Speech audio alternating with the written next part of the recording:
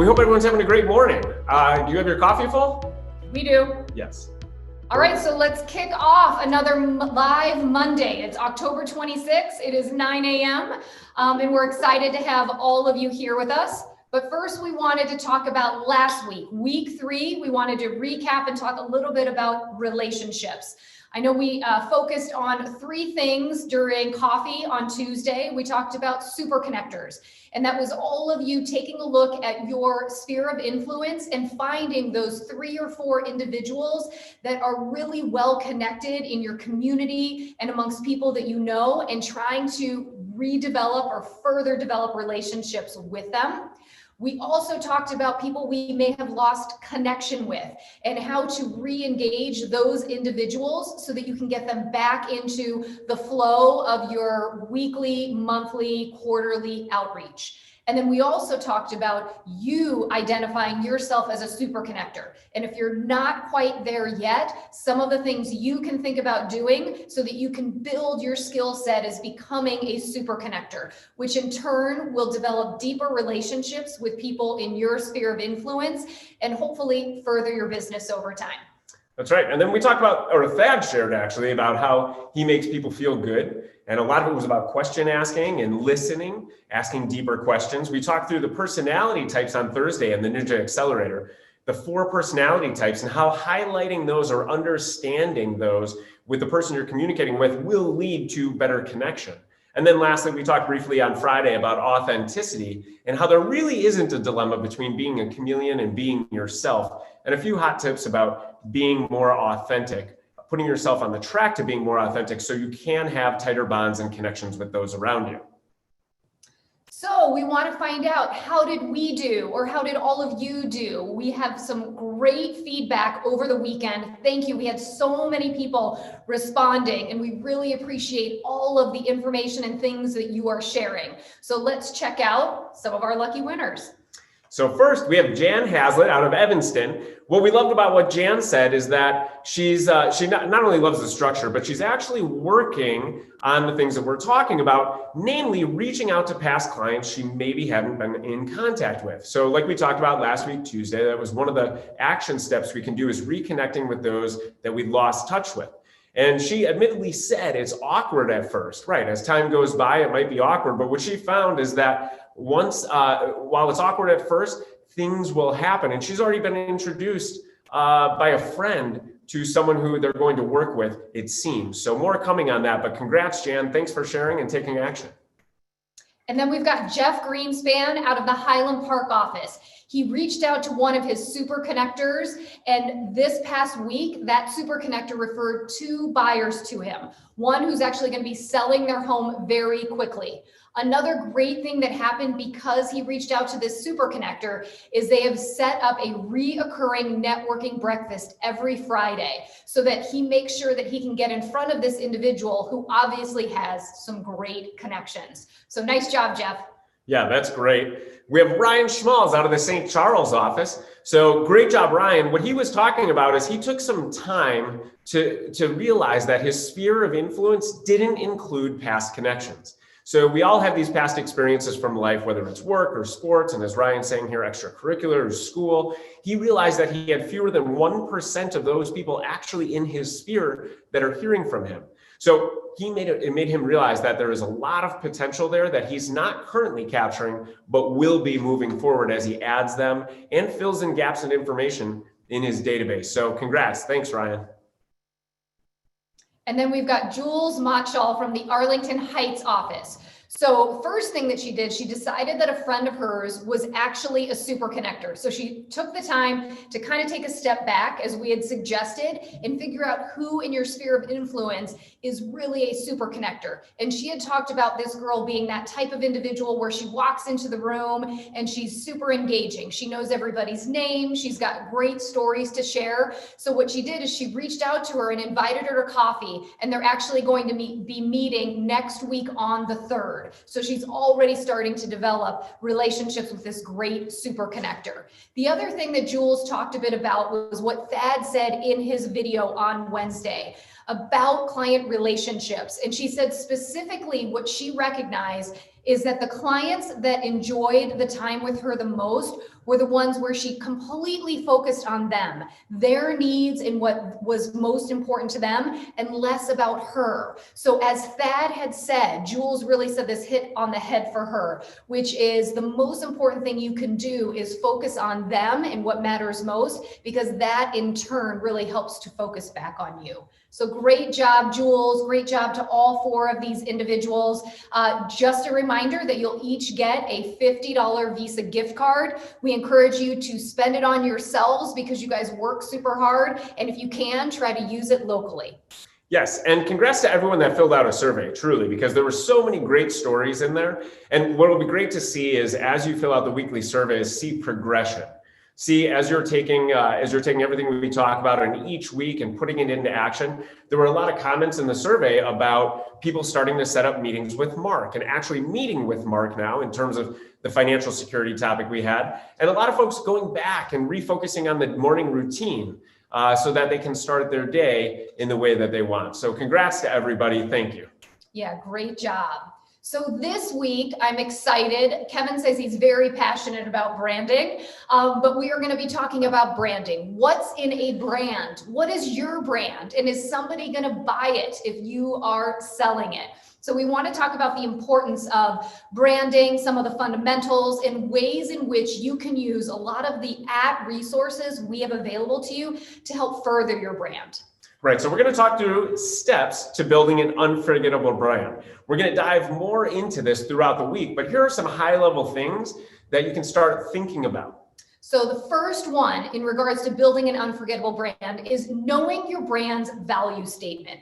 If you haven't taken the time to sit down and identify, why am I in business? What is important about what I am bringing to my clients? What do I represent when I'm engaging with clients or consumers out in the marketplace? So we'd love for you to think about what are the core values of your brand and what is the mission statement of your brand. And you're going to see that we've got a great packet this week for you to take a look at that's going to help you be able to define some of this. That's right. So step 2 then is knowing what you are and what you are not. This goes a little bit with authenticity, but really being real with your brand.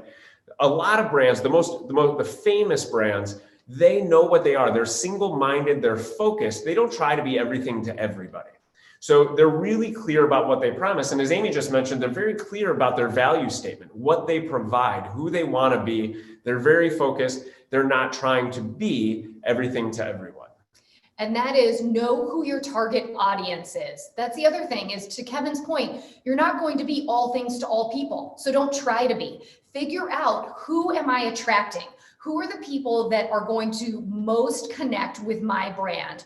Who I am, my style, my focus, and what my niche market might be. So understand that, and then know who you want to attract to your brand and understand why. As you do your core value statement, you're going to start figuring that stuff out, but recognize who your target audience is. And then the 4th is knowing the competition.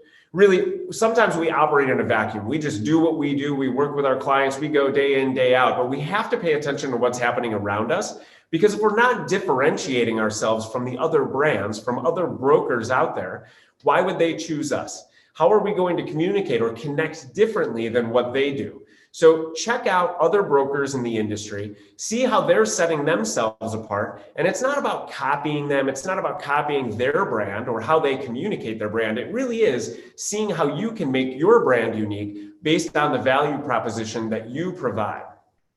And then keeping your brand cohesive. I think this is so key. You know, once you identify what your brand looks like and the feel and your value statement, keep it cohesive, because that equals professionalism.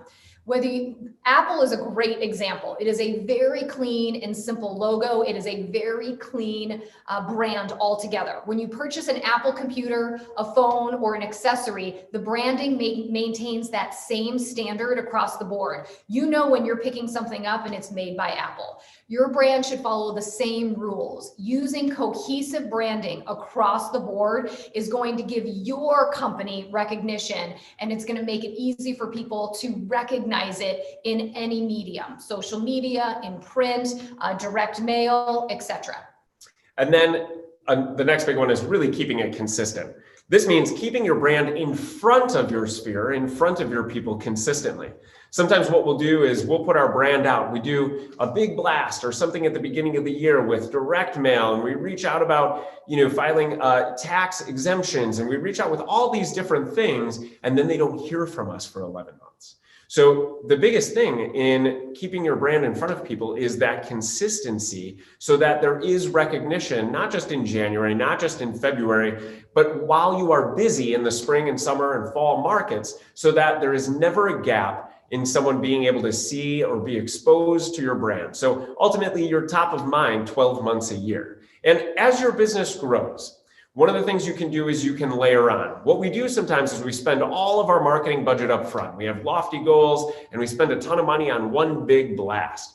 Let's not do that. Let's really hone in. To Amy's point about know who your audience is, make sure that audience is seeing you consistently rather than shotgunning to a wider audience, to a huge group of people. And a really tactical example of this is, I know that sometimes, and we've all seen this, sometimes brokers will mail to 5,000 people, but they do it once or twice a year.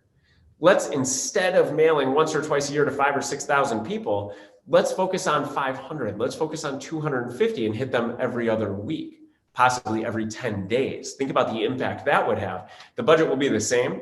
The difference is that you're creating a consistent exposure for your brand in front of those people.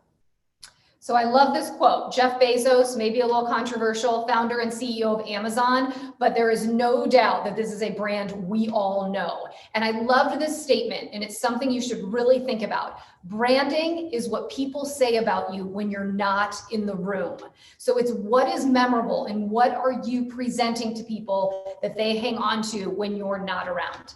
Yeah, it's a great quote. And one of the things we're going to talk about this week is how your brand is more than a logo, how your brand is more than just how your postcard is formatted or how it looks. And that quote speaks to that. It's how people feel about your brand that they share and they communicate with others. So we wanted to talk a little bit about your roadmap to building your brand. And this is whether you've been in the business for, a number of years, a handful of years, and you're reevaluating your brand right now, or you're just getting started in the business and identifying your brand and what your value proposition is in your marketplace. The beauty is we've got some great resources for you. And here are the steps to taking advantage of our @Properties resources. Yeah, so the first question really is in this roadmap, is it the right time to invest in branding? We're going to talk through that because if you're brand new and you're just getting started in the business, is it worthwhile to create a brand when we're not even sure what our business looks like yet, when we're not sure who our audience is, we're not sure where we want to work, we haven't yet figured out what it's like for people to work with us? Yeah, you have to determine how mature is your business. If you are newer in the business right now, figure out, start at the beginning with the core values and trying to identify what it is that is most important about you and what you want to offer to your clientele. And then the other thing that's so important, back to Kevin's point, your name is your brand. Amy Core, this is it. Whether I like it or not, I am my brand. Kevin Van Eck in a sweater set today. I told him it looked good. Sweater season. Sweater season, yes. But you are your brand. And it doesn't matter if your logo or your name is in purple or it's in orange. What Kevin and I were laughing about or just talking about last week is sometimes we see brokers who are so caught up in what my logo looks like. And they'll spend months on the script, the typeset, how big, how small. At the end of the day, that's not going to get you more business. It's about developing who you are, everything that you stand for, and getting yourself out there over and over again. That's going to develop your business and your brand. Yeah, and going back to what Amy said about how mature is your business, one of the things we'll talk about is your logo doesn't matter if nobody's seeing it, right? We put all this energy into it. It doesn't matter if nobody's seeing it. And people don't refer you by your logo. No one says, hey, you should work with that agent who has a cool square house with the door halfway open and the windows and then the initials in it. They use your name. The more places you can put your name, the more likely they are to refer you. And we're not saying logos aren't great, because they are, and they do add to who you are and the essence of what you stand for. But we just want to make sure you look at everything related to building your brand. So we want to talk about an amazing resource that we've got for all of you. It is the Agent Branding Handbook. Our training and coaching team put this together. Thank you, Maria Malu, who did the lion's share of this and worked with our marketing team to put this together. And you can find this. We will send a link to it as well as a follow-up, but you can find this in Platform. If you actually go up onto the search bar when you first get into Platform and you simply type in Agent Branding Handbook, it's going to pop up and you can find it. You can feel free to download it and flip through it online. You can also print it out. But it basically takes you through everything related to your brand, how to establish your brand, defining your goals, determining an audience, and determining your budget. Some of the great resources you need in order to get started. So if you're trying to figure out where to begin, this is a great starting point for all of you. Definitely, regardless of how long you've been in the business. So then how can you build your brand? We talked about exposure. We're going to talk about exposure in the following week here on It's All About Love. But one of the things that you can get started right now that's really simple to get exposure for your name and your brand is the monthly mailer program. We talk about this all the time. The monthly mailer is a set it and forget it program. And what that means is you simply take your database, you share it with marketing. That database contains all the addresses of the people that you want to receive this postcard, and you do nothing. It goes out once a month to all of those people. And this is something that's really important and really functional for your sphere. Talking about, overthinking things and getting really focused on logos and branding, that sometimes paralyzes us. Here, it's going to your sphere. They already know you. Your name is your brand. Start kicking this thing out, and you don't need to do anything for it unless you are updating your database and sending a new list of people to marketing. And just to be clear, where I have in the parentheses 100 minimum to your sphere, it doesn't mean that you have to have 100. We're encouraging you to find 100. You have 100 people who know you, like you, and trust you. Make sure they're in your CRM, and then make sure you set them up on this monthly mailer program. And to Kevin's point, it's a set it and forget it. Another thing that you can do and is available to you, it is the one thing I tell every agent is a no-brainer. This is our Adworksphere program. And this allows you, again, if you have people in your CRM, it allows you to upload all of your people as long as you have an email address for them. Once you've got that, you can put it into Adworksphere, you can design the ad. And then what I like so much about this program is that you're putting their email addresses in, and when they are searching online, you pop up. But the beauty of it is they don't know that you've targeted them. Unlike direct mail, where it shows up in their mailbox, they know that you picked out or sought out to send them a postcard. Here, they just see you everywhere. And I will tell you, brand new brokers have come up to me and said, I've done Adworksphere, and people are reaching out to me to say that they see me everywhere online. Really easy to do, takes you less than 10 minutes to get signed up and starting to push out onto social media and out onto the internet. When people are out searching, they're going to start seeing your name. And as an asterisk here, we talk about Adworksphere and the monthly mailer all the time.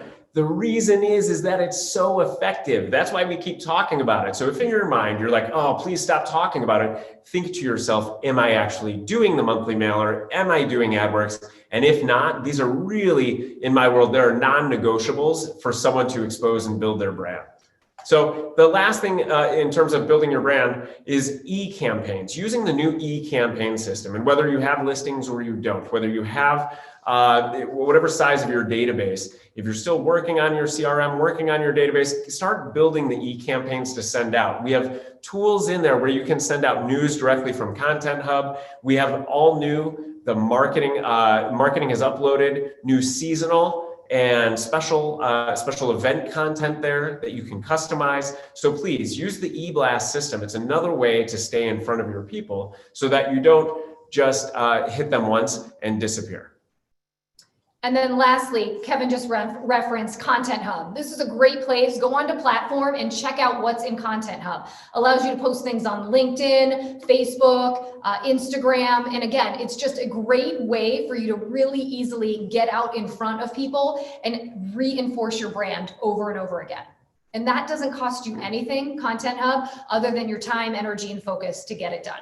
Super easy. So these are all very easy things you can do. For AdWorks and the monthly mailer, it is super cost effective. So check out the links that we're going to send out later today with this video. Also, in terms of the agent branding book, it's really helpful regardless of where you are in your career. These are all tools that you can use to not only build your brand, but start exposing your brand before we get into another week where we do talk about exposure exclusively. So remember to join us tomorrow, Coffee with Amy and Kevin. We will have a video link available in your email by 9:30 a.m. Yep. And tomorrow we have special guest, Jimmy Shannon. He's from our training and coaching team. He's been with App Properties for nearly 20 years. He's going to share with us what he sees when he's working with other brokers in terms of branding, how he helps them develop their brands and the successes that come from that. So we're really excited to have him tomorrow. And hopefully you are too. So again, as Amy said, the link will be out by 9:30. It's recorded, not live, so you can watch it at your convenience. Yep, and so week 4, we've got resources for success. You're going to be getting a packet from your office managers. They'll get this morning, and it's going to be a worksheet for you to take a look at this week, and it's going to have you identify your core brand values. So this is an exercise that allows you to go through and decide, what is my brand and what are the core values that make up my brand. We also are going to be including the top 5 effective initiatives to grow your business. This is actually something that Jimmy Shannon and the training and coaching team put together so that when you get started to focus on branding, these are sort of the 5 first things that you can get started on right away. I've also included a really cool letter from the president and CEO of Coca-Cola, and it's an interesting letter that he wrote to his entire company last December 2019. And the interesting thing is their brand and their mission statement is to refresh the world and make a difference. That has been their brand since the late 1800s. And as they've grown and they've developed, they've had to kind of reestablish what their brand means. But I encourage you to read through this letter. We obviously don't compare directly to Coca-Cola, but the thought process that he went through to explain their brand, their mission statement, their values, their culture, it was just really an impactful way to look at it from such a big company. So read it and then see what things you can pull and look at as you're identifying your brand values. And then the last thing is we will send you a link to the Agent Branding Handbook, a great resource. If you have not taken a look at this, please do. It basically gives you information on any resource at that can help you develop and cultivate your brand. Yep. So we want you to start thinking today as you get that packet, start looking through it. Like Amy said, start thinking about your brand, how you can develop it, what it means, specifically starting with the core values of your brand. And we will see you tomorrow for coffee. If you're going outside today, feel free to put on a cardigan. It's a little chilly. Or a leather coat. I told you to wear something like this today. Hoodie and then leather jacket with white tee underneath. But remember, people, you are your own brand. Whatever that looks like, love it, wear it, and know what it means. Yes. So thanks for joining us. Make it a great day. Make it the best Monday you've had in 2020 so far. And remember, love yourself, love others, and love what you do. Thanks, everybody. Have a great day. Bye, everyone. Make it a great day.